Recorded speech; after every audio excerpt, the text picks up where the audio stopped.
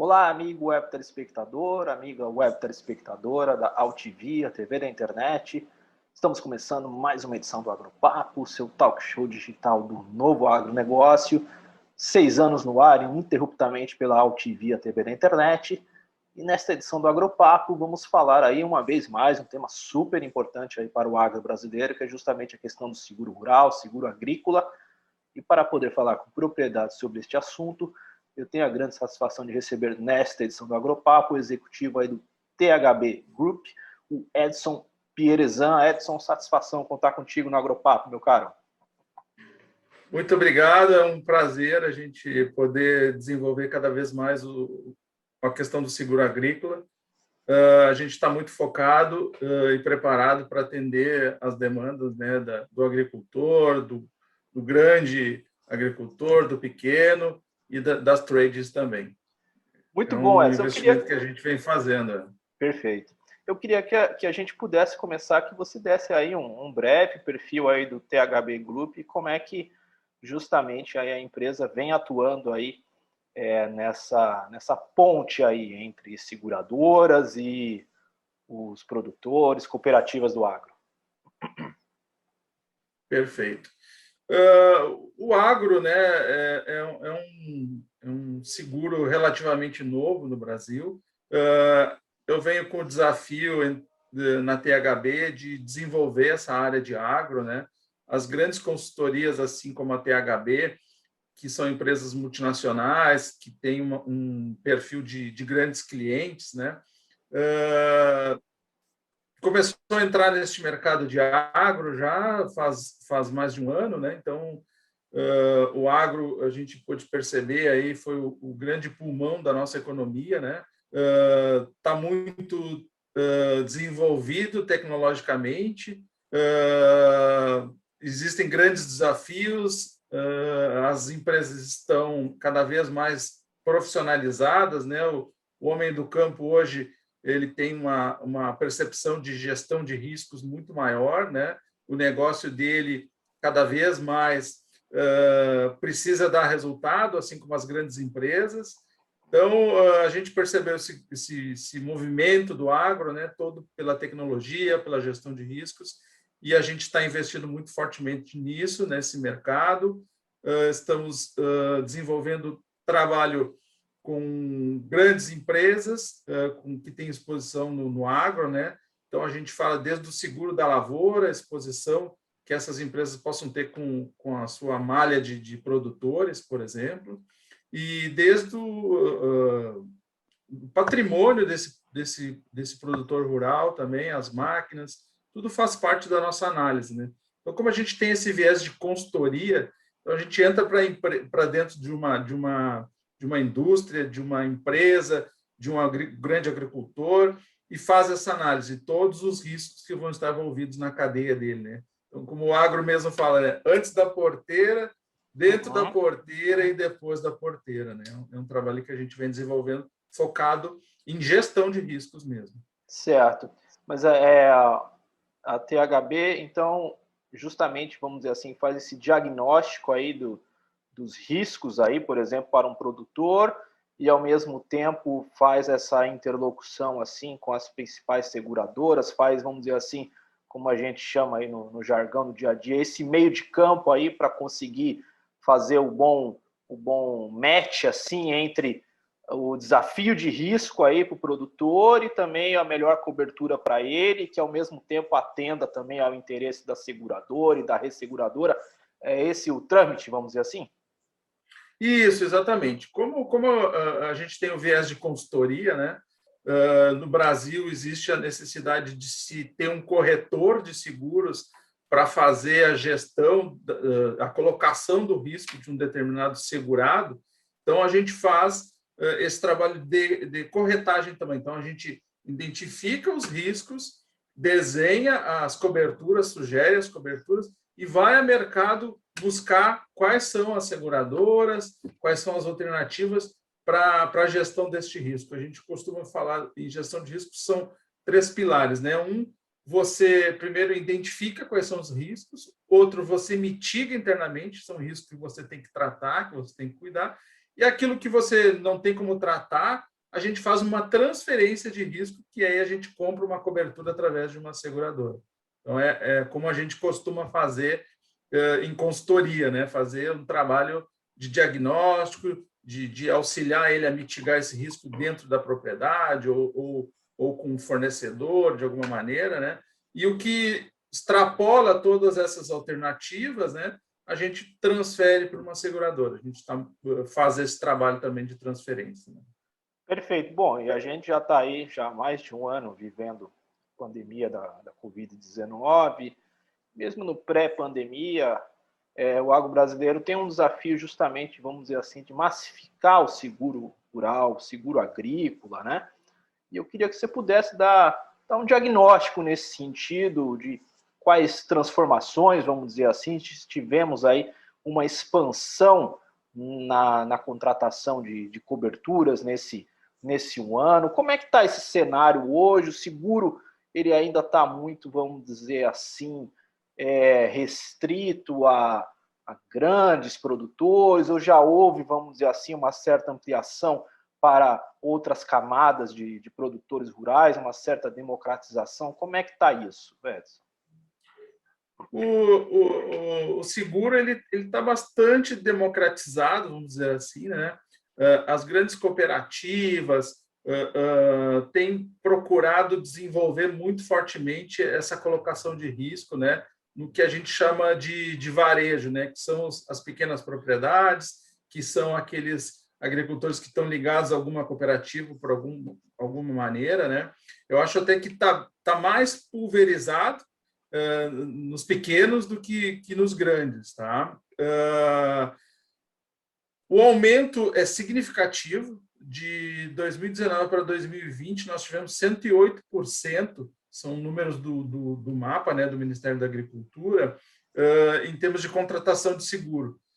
Obviamente que tem uma política por trás, né, que é o Programa de Subvenção de Seguro Rural, que facilita essa colocação. Então, e até este programa ele visa, né, os pequenos e médios, até porque o valor não é da subvenção para um grande produtor, ele não é tão significativo ainda, né? Mas existe então esse trabalho de investimento do governo para a subvenção. Isso no governo federal a nível Brasil. E alguns municípios, como Paraná, São Paulo, interior de São Paulo, alguns municípios já têm o seu programa de subvenção também, então que populariza o seguro, né?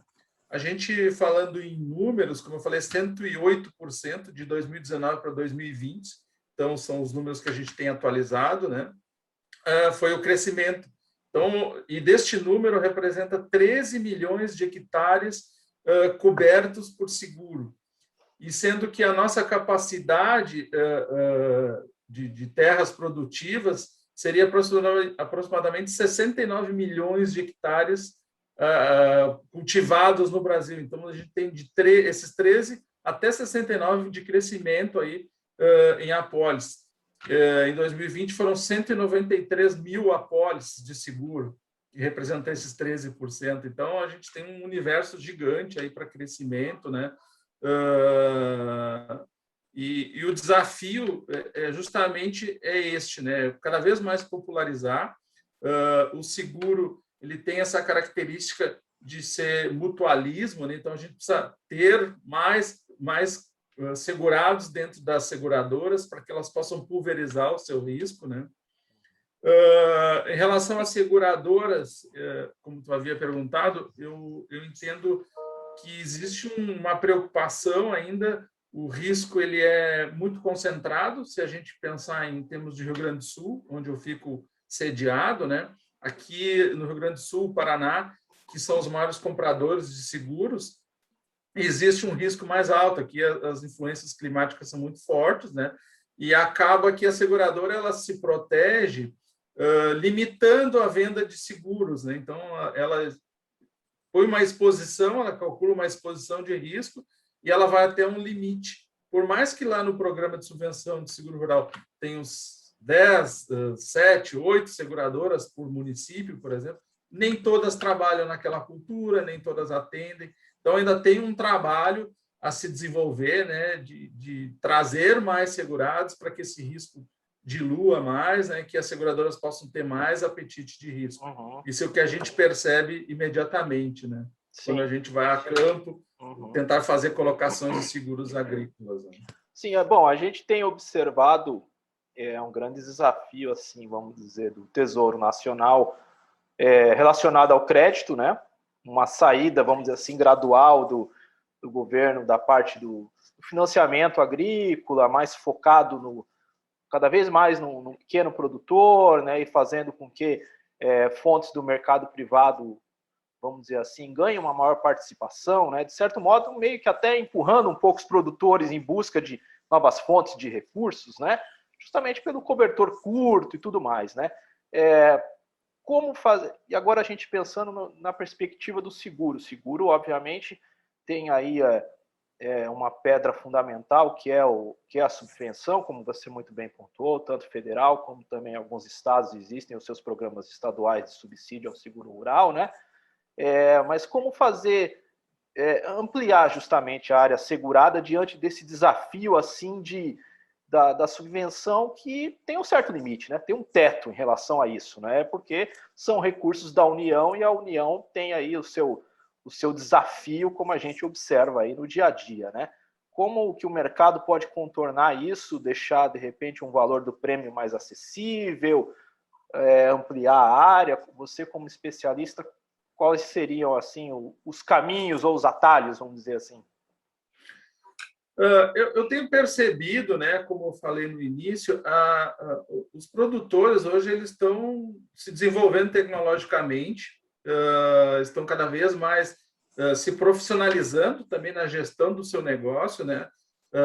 Antigamente a gente via o produtor muito atrelado a esses limites de crédito, esses financiamentos bancários, né? Que, de uma maneira ou de outra, deixava o produtor um pouco amarrado com aquela instituição, com juros altos, com renegociações e tudo mais. Então, acho que é um caminho, né? Toda essa profissionalização, acho que o produtor ele já está percebendo que ele tem que cuidar do seu risco, que é fundamental ele cuidar do seu risco, entender qual é o seu risco, né? Seja com aplicativos de meteorologia ou de solo, ou de imagens de satélite, tudo mais, e trazer isso para o seu dia a dia, a tecnologia de máquinas, de insumos e tudo mais, trazer essa tecnologia. E as seguradoras, por sua vez, também têm que entender qual é a diferença de um produtor que tem todo esse trabalho, que faz toda essa mitigação do risco já no trabalho deles. Então, é um trabalho em conjunto, né? Esse é o nosso desafio, assim, entre consultoria, né? É trazer para a seguradora o melhor risco, né? É a seguradora entender que esse é o melhor risco e conseguir precificar esse risco de uma maneira melhor. Acho que tudo isso vai fazer a construção deste mercado de seguros, dessa gestão de riscos. O produtor ele não quer não produzir, né? Ele tem que manter todos os meios para que a produção seja atingida e ele tenha sucesso, porque o lucro, ele sabe, é um grande lucro, então o negócio dele está voltado para isso. Mas, ao mesmo tempo, ele tem que pensar nessa gestão de risco e oferecer para a seguradora um risco um pouco melhor, né? Entender as suas obrigações e tudo mais, para que toda a cadeia comece a funcionar. Como eu falei, seguro é mutualismo, né? Então, tem todo um mutualismo aí nesse processo que eu acho que vai fazer toda a diferença. Vejo boas expectativas para o futuro em relação a isso. Esse movimento de uma seguradora, por exemplo, que já está vinculada ao INPE, já é um movimento importante, né? Ela já está usando informações climáticas aí para a subscrição do seu risco. Ainda a subscrição de riscos para o agrícola ainda tem muito o viés do seguro tradicional, de patrimônio, de tipo de operação, mas é muito diferente, né, se a gente comparar questão de solo, questão de cultura, regiões, assim como a gente sabe, por exemplo, que no Rio Grande do Sul o vendaval é certo no property e a taxa é mais alta, né, no seguro de patrimônio. E existe essa grande diferença aí do nosso vasto país, né, em relação à análise de risco de seguro agrícola também. Uhum. Então, é todo esse movimento aí que vai fazer o desenvolvimento do seguro agrícola cada vez mais, né, do nosso Brasil aí. E as ferramentas digitais, você já pontuou en passant justamente essa questão, mas elas, de fato, a gente tem observado, obviamente, todo um avanço de digitalização na agricultura, mesmo pré-pandemia, isso se acentuou de uma maneira estrondosa já desde março do ano passado, né? Enfim, as ferramentas digitais podem ajudar, vamos dizer assim, a deixar um desenho de cobertura assim mais personalizado, vamos dizer assim, um certo cadastro mais positivo aderente, né? E tal, que não fique assim, Sim. Vamos dizer assim, uma análise tão coletiva, mas que de repente o produtor ele possa ter melhores condições para contratar, justamente porque ele mitiga o seu risco de uma maneira mais precisa. As ferramentas digitais são um aliado nesse sentido, Edson? São muito importantes.